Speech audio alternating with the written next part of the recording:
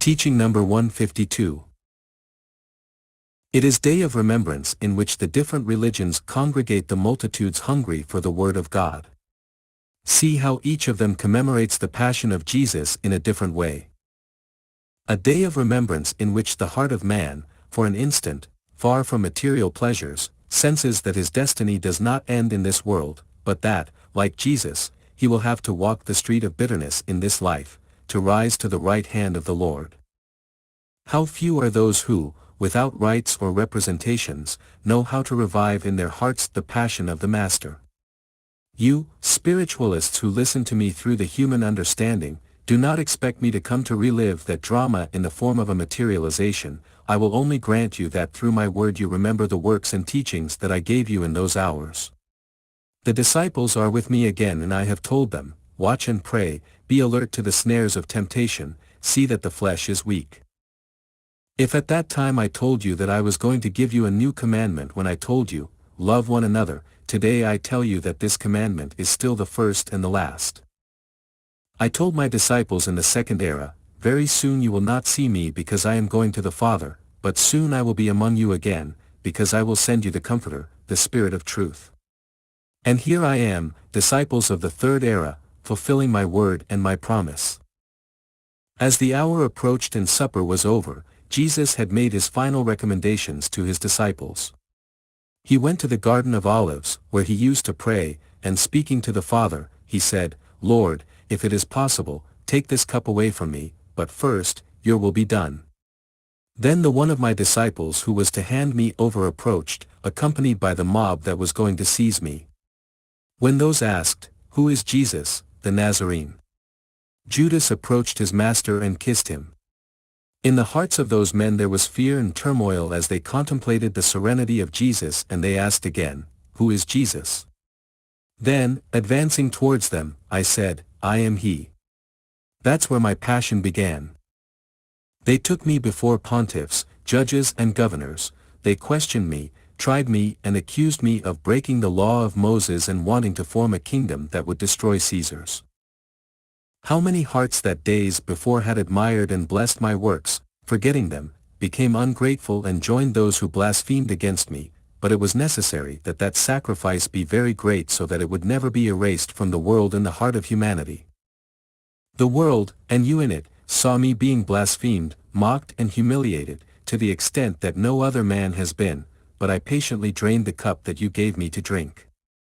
Step by step I fulfilled my destiny of love among men, giving everything to my children.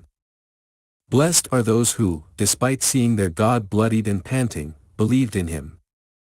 But something greater still awaited me, to die nailed to a timber between two thieves, but it was written and it had to be fulfilled so that I would be recognized as the true Messiah.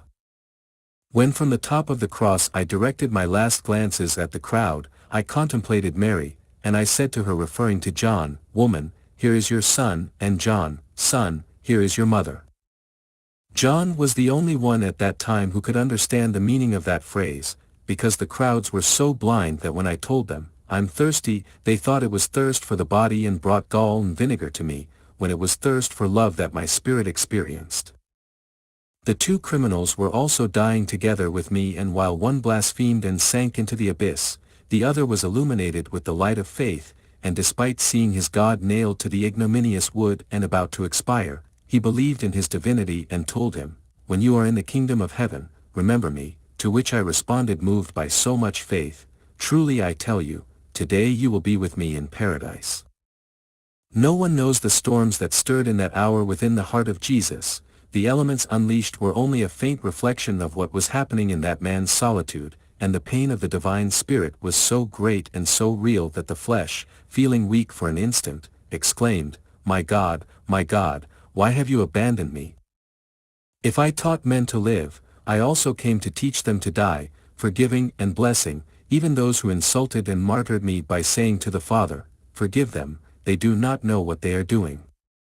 And when the Spirit left this place, I said, Father, into your hands I commend my spirit.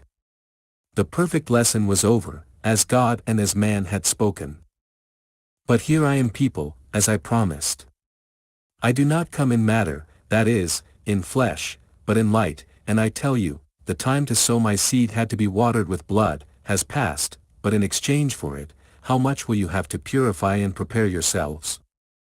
Inspired by the light of the Holy Spirit, you will go step by step sowing this doctrine, making it hear the deaf, making it contemplate the blind. Like the Master, you will suffer scorn, slander and humiliation, you will be mocked by your own, but you will not falter, because at the moment you will remember that the Son of the Most High, being all power and wisdom, did not shy away from the trials of men, in order to demonstrate his truth to them. This is why at every moment I tell you, take from my word the spiritual and moral strength for your struggle, because he who is strong in spirit will also have to be strong in matter. And I can also tell you that sometimes you will even come to sacrifice, as I taught you through Jesus in the second era. Watch and pray, people, not only for the material dangers, but also for the traps that your eyes cannot distinguish, those that come from invisible beings. The great legions of troubled spirits, taking advantage of humanity's ignorance, insensitivity, and lack of spiritual sight, wage war against it, and men have not prepared their weapons of love to defend themselves against their attacks, so before that fight, they appear as defenseless beings. It was necessary for my spiritual doctrine to reach you, to teach you how you should prepare yourselves to be victorious in that contest. From that invisible world that throbs and vibrates in your own world, influences come that touch men, whether in their minds, in their feelings or in their will, turning them into submissive servants, into slaves, into instruments, into victims. Everywhere spiritual manifestations arise, and yet the world still does not want to realize what surrounds its spirit. It is necessary to start the battle, destroy the darkness, so that when the light is made in men, all rise up united in a true communion and with prayer triumph in the fight they undertake against the forces that for so long have been dominated. Men and peoples have succumbed under the power of these influences without humanity noticing it. Rare and unknown diseases, which are produced by them, have brought men down and have confused scientists. How much discord, how much confusion and pain has man heaped upon himself? The lack of prayer, morality and spirituality have attracted impure and disturbed beings, and what can be expected from those who have left without light and without preparation? There are those whom you have deceived and oppressed, whom you have confused and humiliated. They can send only confusion and darkness, they can only take revenge and reproach you. Now all that remains is for you to call me a magician and master of sorcerers because I reveal these things to you, while it is not really I who caused them, but you. I just want to preserve everyone together from darkness, pain and spiritual death, because I am the light that shines before men and before the legions of lost spirits. Which of them will recognize me first? In the second era, having freed a possessed person, those who saw that said that Jesus had a pact with the spirit of evil, instead the spirit that tormented that man spoke to me saying, I know you who you are, the Holy One of God. However, there were also those who were amazed by these works, saying, with what authority and power does he command unclean beings and do they obey him? They did not know that this gift is in everyone, that all of you carry those weapons. Later, my disciples repeated the works of their master, thereby demonstrating that Christ came to teach men, that he not only came to show his power, but to reveal to humanity the gifts and power that everyone possesses. Pray, the Master tells you, prayer gives luster and shine to the weapons of love, with which you must conquer peace for humanity. It awakens the faculties, the spirit is sensitized, the gaze becomes penetrating and the heart sensitive. People, I have taught you to free yourselves and defend yourselves from invisible threats, to cure yourselves from strange illnesses and to free yourselves from bad influences. More than certain I tell you that only prayer and virtue can serve you as I have already revealed to you, to get ahead of those tests. If you invent other practices to replace them, you will be victims of such influences, and instead of shedding light on your path, you will increase the darkness. Then the world will rightly call you, sorcerers and witches, when I have given you a precious gift to bring light and peace to all spirits in need. When will you achieve that all that world of darkness, suffering and disturbances, become a world of peace? When will you know how to attract upon yourselves the light of the high spiritual mansion so that you may penetrate in harmony with all your brothers, in the mansion that I have destined for you? Due to the teaching that I have given you in my word, true miracles have been performed among you. Spirits awaken to a new day, hearts beat full of hope. Those who did not get to see the truth, because their ignorance was like a bandage that covered their spiritual eyes, now that they see, they are amazed. The sick of the body are healed by receiving in their being, in their heart, the essence of my word. Then, from the most intimate, from the purest of this people, a thanksgiving arises for the works that I do in it, and they tell me, "Thank you, Lord, because you have made us worthy of having these works done in us, miracles." When these men and women have risen up strengthened by my word of love, comfort and wisdom, they have marched to meet their brothers and have done wonders on their way, many times without realizing it. With their faith they are saving hearts, with their testimony, they are dispersing the darkness and awakening those who were lethargic, with their intuition, they solve the problems of life, and with their strength they know how to withstand the tests. Their hands are learning to anoint the sick, their minds are finding the way to analyze my word, and with it they delight. Their prayer is helping them to develop their gifts that were dormant, and thus, walking step by step, their achievement is that their Lord sows their path with wonders. The venues where my word has been manifested have multiplied, each one of them being like a school of true knowledge, where the multitudes that form my disciples congregate, who arrive eager to learn the new lesson.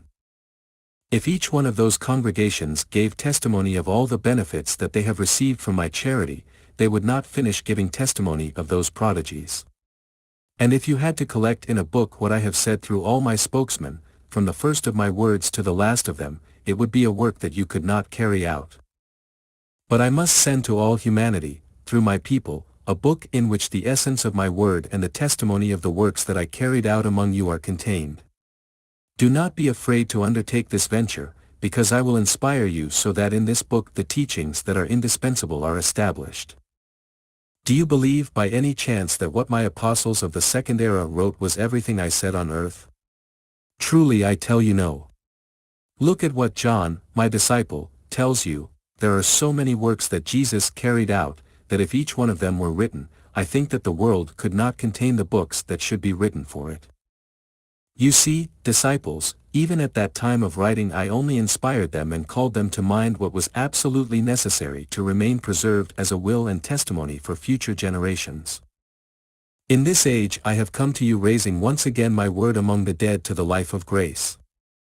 I call you that because in your being you carry a spirit that has not been able to feed itself with the bread of life and therefore has not understood that it belongs to eternity.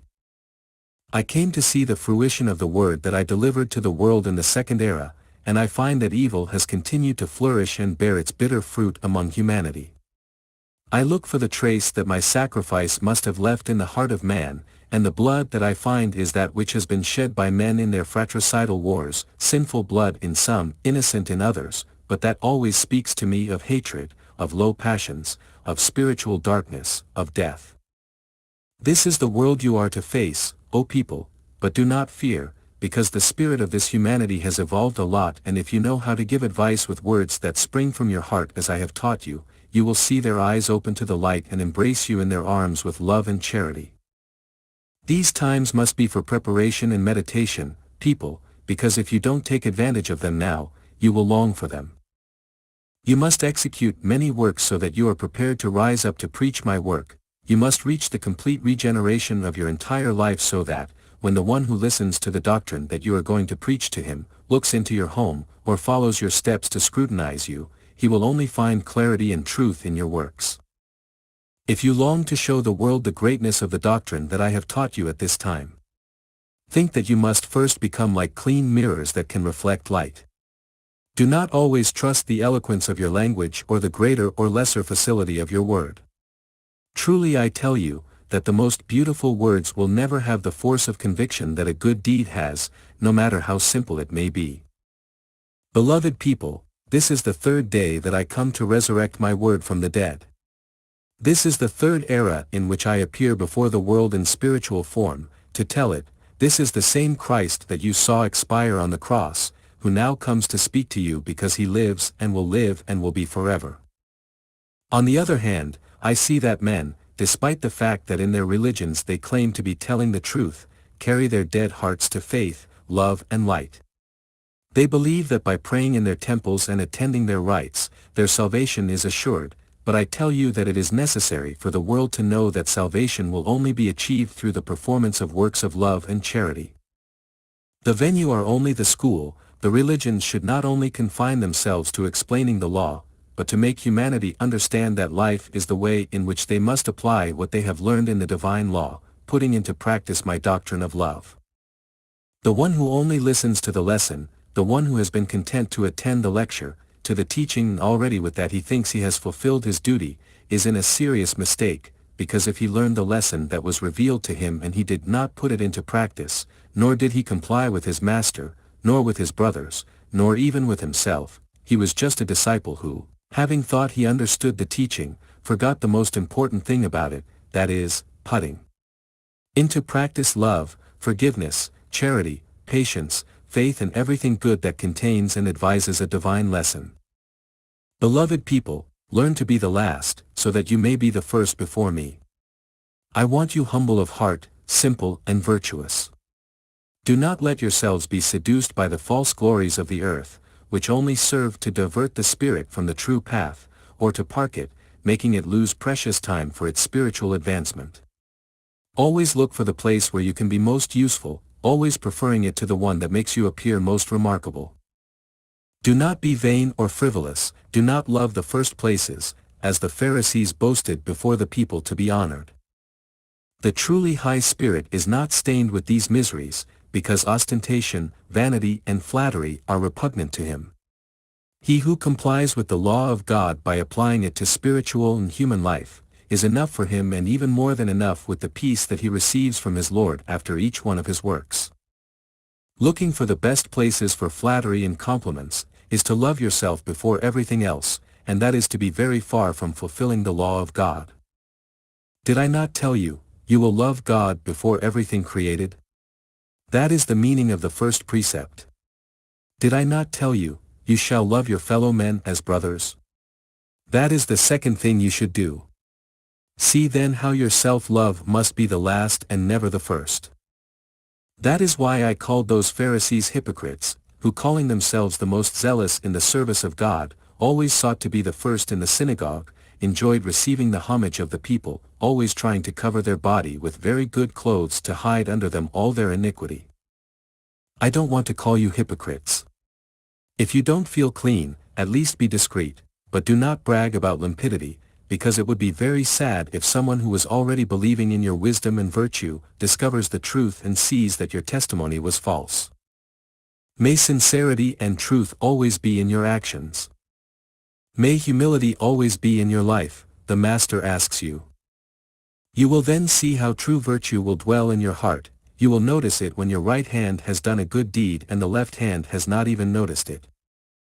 Tell the world that it is not necessary for Christ to come to be born and die before each generation so that you can save yourselves, that my word of the second era is still alive, touching all the spirits and calling the heart of each generation. I am giving you my new message so that it will make it easier for you to understand all of the previous revelations. I have returned among men to accompany them in their present trials. The Master tells you, do not worry when you know the signs of my new manifestation, rather rejoice, because I have allowed you to feel these teachings. Just as in the second era, after the sacrifice, I presented myself in spirit to Magdalena and she, surprised and at the same time full of joy, exclaimed, Lord, praised and glorified be you forever. Now I have appeared before you, when you believed that the Master was absent or indifferent to your hardships, and after your surprise you have blessed me. You have received my light in your spirit and after receiving so much grace, you have remembered your brothers and interceded for them saying, Lord, I have the joy of listening to your word, while others ignore these teachings, and the Master tells you, I have manifested my spirit in all nations, in different forms. Those who have prepared themselves recognize that they are living a time of grace and justice and have felt my presence. Just as I forgave Magdalena, I forgive all of you, but I want you, like her, to become worthy of me. How many worthy examples to be imitated, you can collect from your brothers of other times. Their work is like an open book. And you do not want to write your example. I will take your works that I find worthy, to present them to your descendants. You will not collect, today that you live in matter, glory, or veneration. Be humble and let others value your works. In the great journey that awaits you, I will be your Cyrenean. My doctrine will cause great revolutions in the world, there will be great transformations in customs and ideas, and even in nature there will be changes. All this will signal the entrance of a new era for humanity, and the spirits that I will send to earth in a short time will speak of all these prophecies to help restore and elevate this world. They will explain my word and analyze the facts. My peace be with you.